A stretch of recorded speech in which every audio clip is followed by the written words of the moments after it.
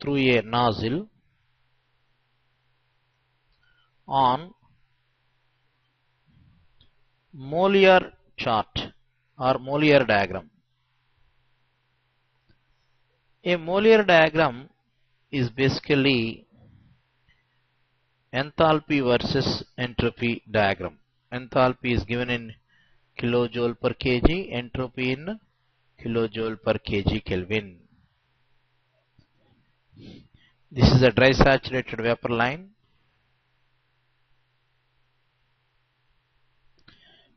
Dividing the wet region and superheated region. There are three pressure lines I had considered: inlet pressure P1, throat pressure P2, and exit pressure P3. This is the temperature line, the inlet representing the inlet temperature of the steam at T1 degrees centigrade. This is the inlet state of steam at 1. Steam expands isentropically through the nozzle. It is supposed to expand isentropically. State 2 is at throat. 3' is exit state of the steam if the expansion had been totally reversible or reversible adiabatic expansion. But because there is friction prevailing between throat section and exit section, that is in the diverging portion of the convergent divergent nozzle, the actual expansion curve gets deviated from the ideal expansion curve or reversible adiabatic expansion curve 1, 2, 3 '. So the actual expansion curve gets deviated between throat and exit. That will be 1, 2, 3. This is actual. This will be isentropic. 1, 2, 3' is reversible adiabatic or frictionless adiabatic expansion of steam. 1, 2, 3 is actual expansion of steam with friction.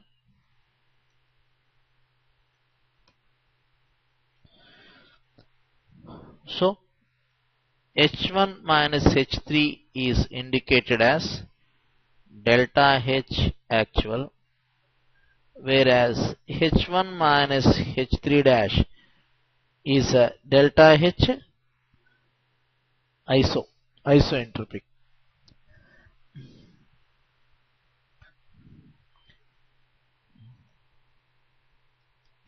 This is actual enthalpy drop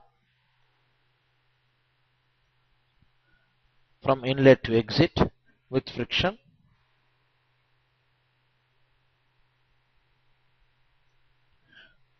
Isentropic enthalpy drop of steam without friction. Therefore, here I define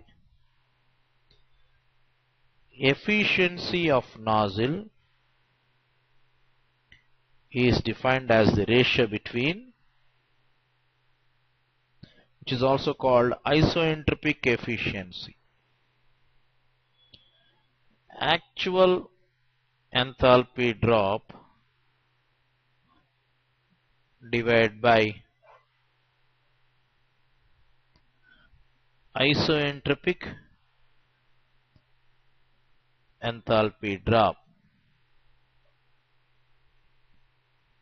H1 minus H3 divided by, this is called isentropic efficiency of the nozzle, which is in the range of 90%, 85 to 90%. That is 10 to 15% loss in enthalpy drop due to friction prevailing in the diverging portion of the nozzle. Any friction in the nozzle is assumed to be present only in the diverging portion of the nozzle, but not in the converging portion. That is the reason why the isentropic line, which is 1, 2, 3 dash, the actual enthalpy drop line is getting deviated from the point 2. So, which means friction is supposed to be there only in the diverging portion of the nozzle. The effects of friction on the nozzle performance,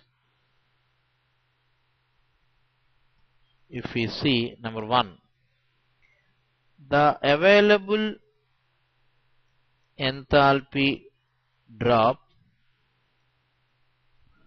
of steam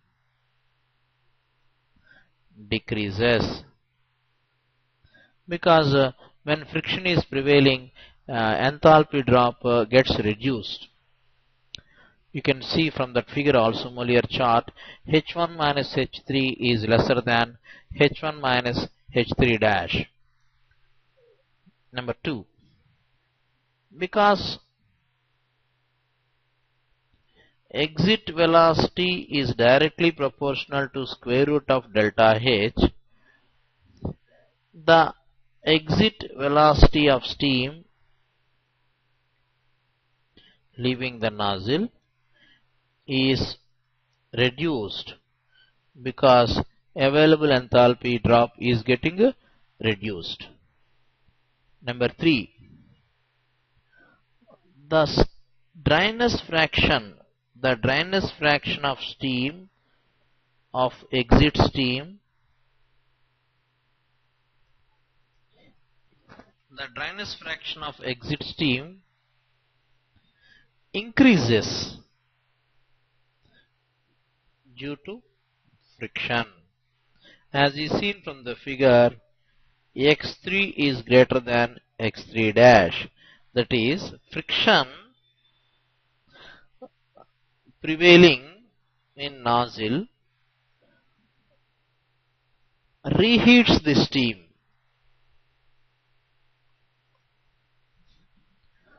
Number 4, mass flow rate of steam also decreases due to friction. Now let us consider a small problem on the nozzle. At the inlet to a certain nozzle, the enthalpy of the fluid passing is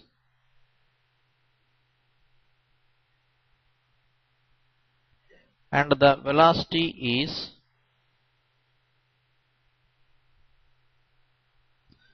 (60 meters per second). At the discharge end,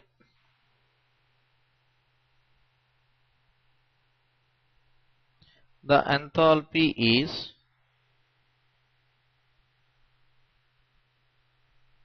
(2762 kilojoule per kg). The nozzle is horizontal and there is negligible heat loss from it. Then A, find the velocity at exit from the nozzle. B, if the inlet area is 0.1 meter square and the specific volume at inlet is 0.187 meter cube per kg. Find the mass flow rate. C. If the specific volume at the nozzle exit is 0.498 meter cube per kg, find the exit area of the nozzle. The solution to this problem is given like this. Inlet enthalpy H1 is given as 3000 kilojoule per kg. Inlet velocity is 60 meters per second. It cannot be neglected because velocity is given. At the exit, which is considered as H2, H2 is 2762 kilojoule per kg, and there is negligible heat loss. Q is 0. Work done is also 0. Now we have to calculate what is the velocity at the exit of the nozzle. Writing steady flow energy equation for the nozzle.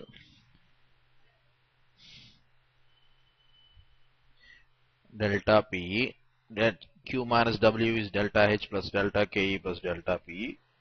Negligible heat loss, work done is 0. Nozzle is horizontal, change in potential energy is also 0. Minus delta H is plus delta KE. V2 square minus V1 square by 2, so many joule per kg. Therefore, V2 is equal to square root of V1 square plus 2 into H1 minus H2 meters per second, whereas H1 minus H2 should be in joule per kg, for which the values are substituted as 3000 minus 2762 into 10 cube meters per second. This is the velocity of the steam at the velocity of the fluid at the exit. This is the first part A. Looking at the second part B, this answer for this is 692.5 meters per second. This is the exit velocity. Looking at the second part, inlet area is given. A1 is 0.1 meter square, and specific volume is also given as 0.187 meter cube per kg at inlet. Then mass flow rate is equal to A1 V1 divided by small v1, where capital V1 is the velocity, that is 0.1 into 60 divided by 0.187. Checking the units, meter square into meters per second divided by, this results in kg per second. The answer for this is 32.08 kg per second. Looking at the part C, if the specific volume at the nozzle exit is 0.498 meter cube per kg, what is the exit area? That is the question. Because mass flow rate is same, fluid is same throughout, A3 into V3 divided by small v3. Therefore, A3 is equal to mass flow rate into V3, which is given above, and it is already calculated the exit velocity, that is 32.08 into 0.498 divided by, I'm sorry, we take it as 2 because there is no third section here. All threes are changed to 2 because there is no third section we assumed. Inlet is 1, exit is 2. Therefore, V2 is calculated above, that is 692.5. Please correct it. All threes are taken as 2 here. The exit area is 0.023 meter square. Now, I shall give a problem given in GATE 2002 regarding nozzles, an objective question. A correctly designed convergent divergent nozzle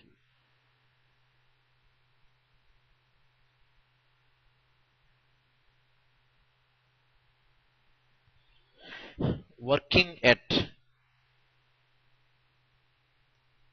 a designed load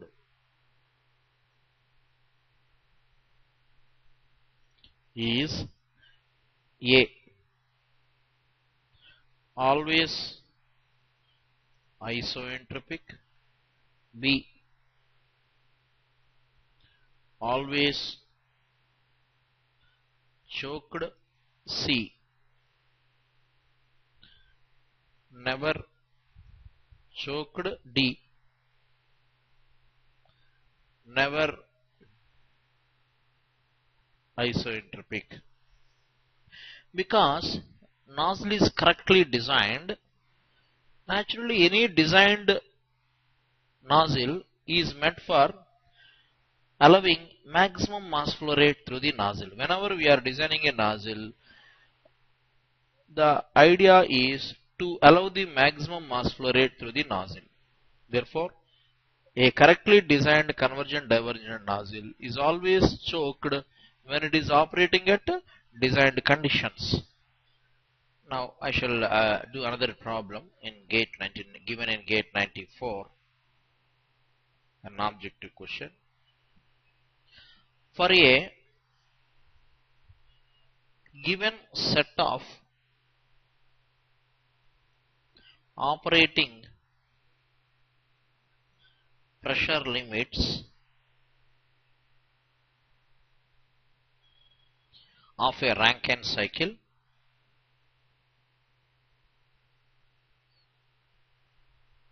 the highest efficiency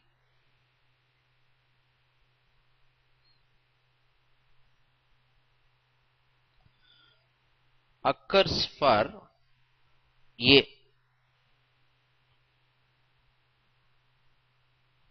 Saturated cycle, B.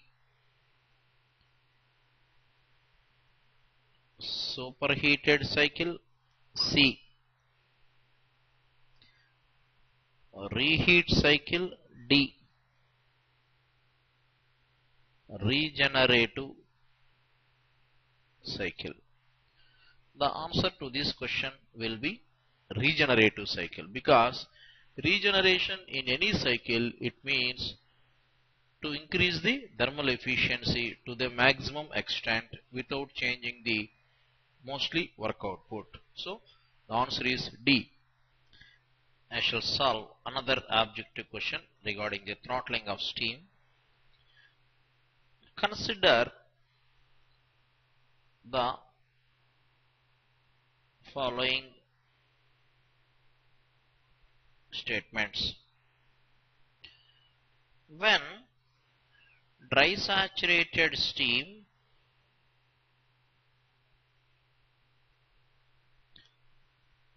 is throttled from a higher pressure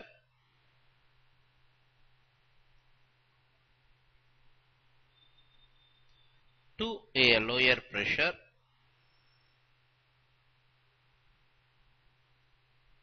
the number 1, pressure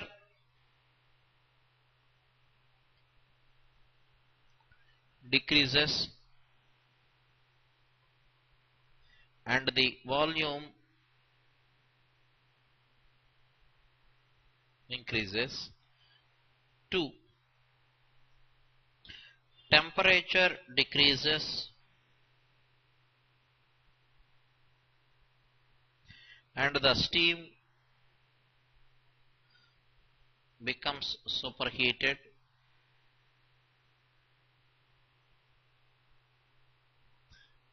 3. Temperature and the dryness fraction increases. 4. Entropy increases without any change in enthalpy. Which of these statements are correct? A. 1 and 4, B. 1, 2 and 4, C. 1 and 3, D. 2 and 4. If we represent this expansion of the steam on the molar chart, we get the answers. Dry saturated steam is throttled from a higher pressure to lower pressure. The expansion is shown like this, 1 to 2 on molar chart. Enthalpy remains constant and entropy increases because throttling is irreversible adiabatic process. Therefore, answer is 4. Is there any other answer apart from this? Number 2, if you look at the second option, temperature is decreasing. Why? The temperature lines run left side horizontal. Temperature decreases and the steam becomes superheated. The 2 is also answer. So finally the answer is D, because the temperature lines, the T1 is at a higher level than at the temperature at 2. So temperature decreases, enthalpy constant, and entropy increases, pressure decreases. That is the answer. Now let's consider another problem of isentropic expansion of steam in the nozzle. Steam expands isentropically in a nozzle from 1 megapascal, 250 degrees centigrade to 10 kilopascal. The steam flow rate is 1 kg per second. Find the velocity of steam at the exit from the nozzle and the exit area of nozzle. Neglect inlet velocity of steam.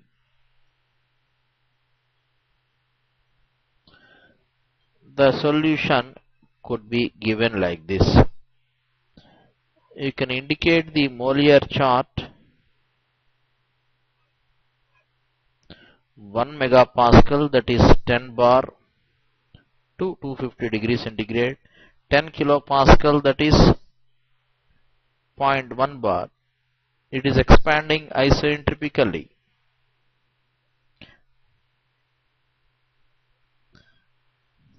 V1 is neglected. S1 is equal to S2, that is S soup at 10 bar, that is 1 megapascal, and 250 degrees centigrade is SF plus X2 into SFG at 10 kilopascal or zero point 1 bar. Because S soup, SF and SFG are taken from the tables, we can immediately calculate the dryness fraction of steam at exit, because by recording S soup from the superheat tables, SF and SFG at 10 kilopascal from the saturated steam properties, we can take the data and calculate the dryness fraction of steam at exit. Then enthalpy at exit is given as HF plus X2 into SFG at 10 kilopascal. HF and HFG could be obtained from tables. We can calculate enthalpy of steam at the exit in kilojoule per kg. Therefore, exit velocity can be calculated as square root of 2 into H1 minus H2 into 10 cube so many meters per second. This velocity obtained as 1224 meters per second. This is the answer. And as regard to the area, exit area, mass flow rate of the steam is equal to A2 into V2 by small v2. Exit area is equal to mass flow rate of the steam into specific volume at exit divided by V2. V2 is already calculated. Mass flow rate of steam is given in the problem. M dot is given as 1 kg per second, mass flow rate of the steam. But how to get the specific volume at 2? V2 can be taken as X2 into Vg, Vg2 at 10 kilopascal. This could be up to Vg2 can be obtained from the table. Xt is known. Therefore, mass flow rate of the steam 1 into X2 into Vg2 at 10 kilopascal, which is taken from the table, divided by 1224, that is the velocity. The exit area is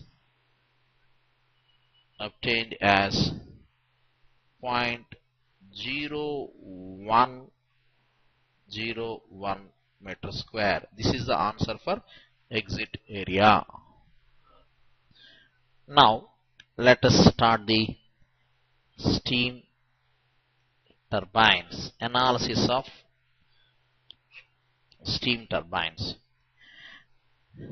A steam turbine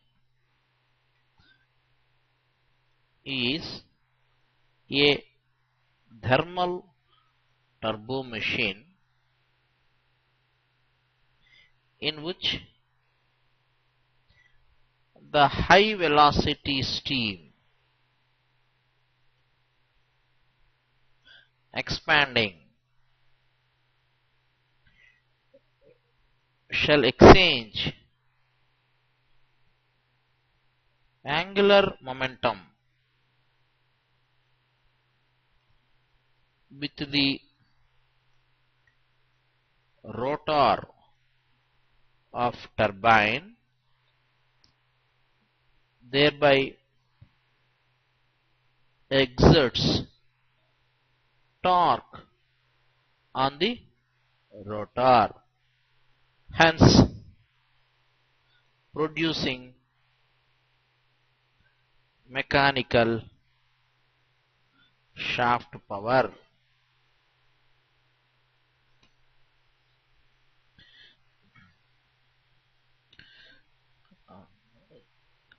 The high velocity of steam leaving the nozzle, which is part and parcel of turbine, impinges on the rotor blades, thereby exerts thrust or force on it. Now let us classify the turbines. Classification of steam turbines. First one, impulse steam turbine. The definition of the impulse steam turbine could be given like this. If all the available enthalpy drop of steam, that is available from the Rankine cycle, occurs only in the fixed blades, and if the steam does not expand in the moving blades of turbine, then such a turbine is called pure impulse turbine. There is certain available enthalpy drop that is available from the Rankine cycle. As we have seen in the simple Rankine cycle, what we had discussed earlier, H1 minus H2 is the available enthalpy drop that is being available to get converted into the mechanical shaft work output. If all this available enthalpy drop of steam that is available from the Rankine cycle occurs only in the fixed blades or stationary blades or stator blades, and if the steam does not expand in the moving blades of the turbine, then such a turbine is called as pure impulse turbine. Steam turbines have got two types of blades, namely stator blades and rotor blades. One stage of turbine means a row of fixed blades followed by a row of moving blades, simply abbreviated as MB. In the pure impulse turbine, the steam pressure or the steam enthalpy would not change. In impulse turbine,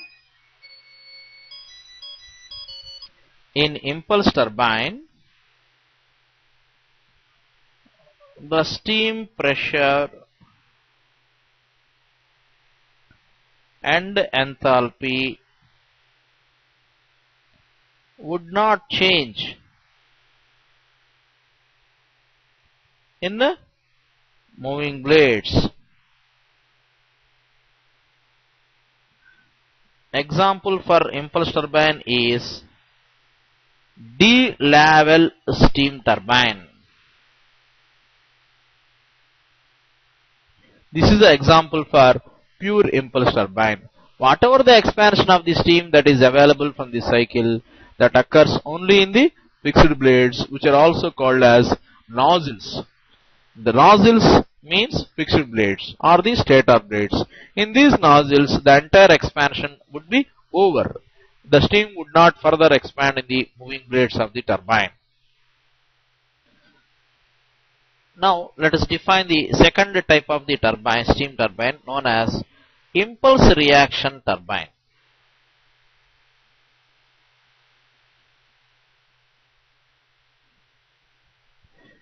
the definition could be given like this. If only a part of the available enthalpy drop occurs in the fixed blades, and if the remaining enthalpy drop of steam occurs in the moving blades of turbine, then such a turbine is called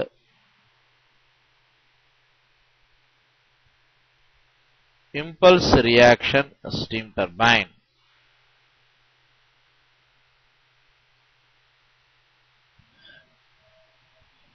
That means in this type of turbine, whatever the available enthalpy drop of the air from the Rankine cycle, a part of it would occur in the fixed blades and the remaining part would occur in the moving blades. The enthalpy drop of steam in moving blades shall cause increase in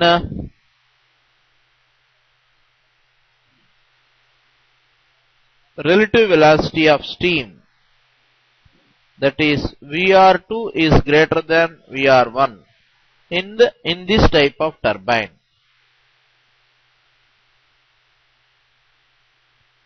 This increase in relative velocity of steam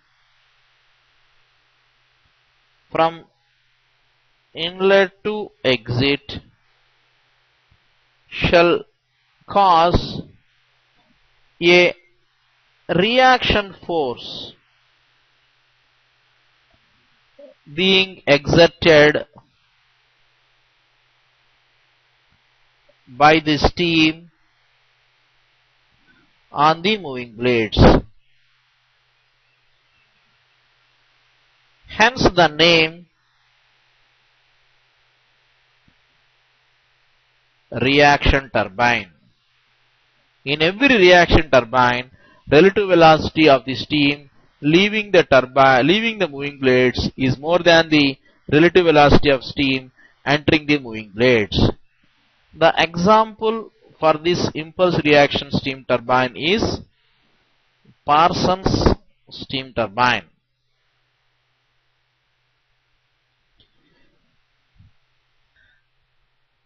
Now, the impulse steam turbine and the impulse reaction steam turbine could very well be distinguished with the help of a dimensionless parameter called degree of reaction.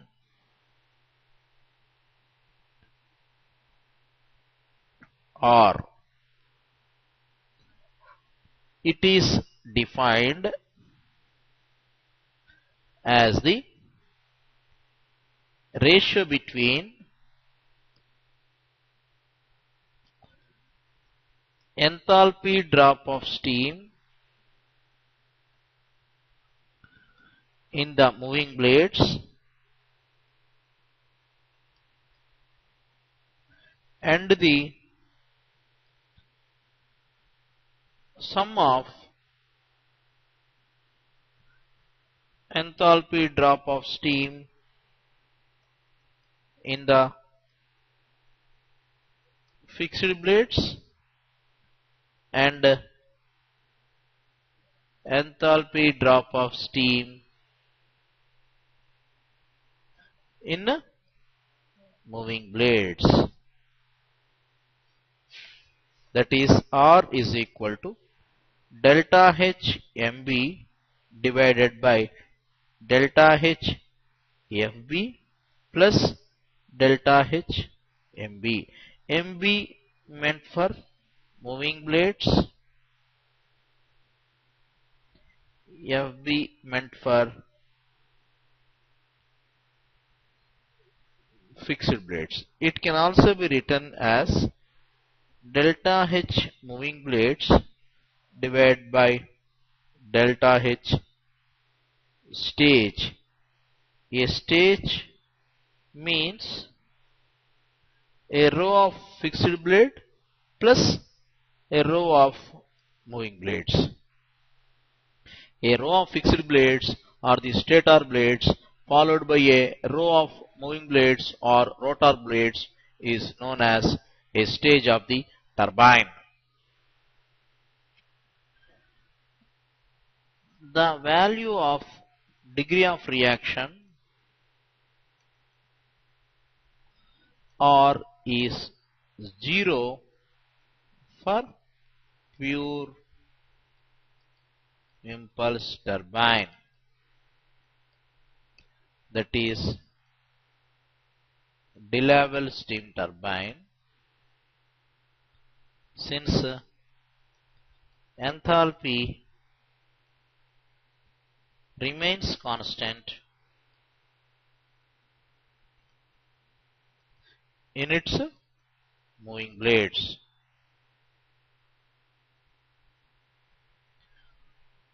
For Parsons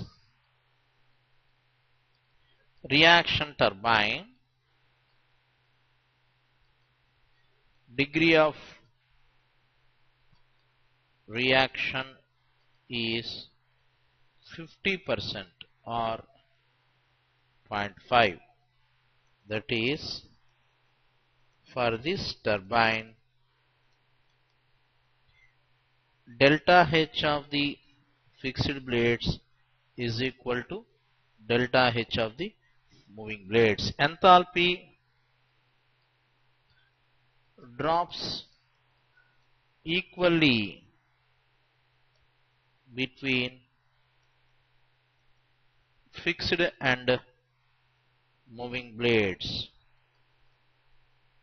of Parsons impulse reaction turbine. There is another type of turbine where the degree of reaction is 1 or 100%. Such turbine is a pure reaction turbine. Example is Hero's turbine. For Hero's steam turbine,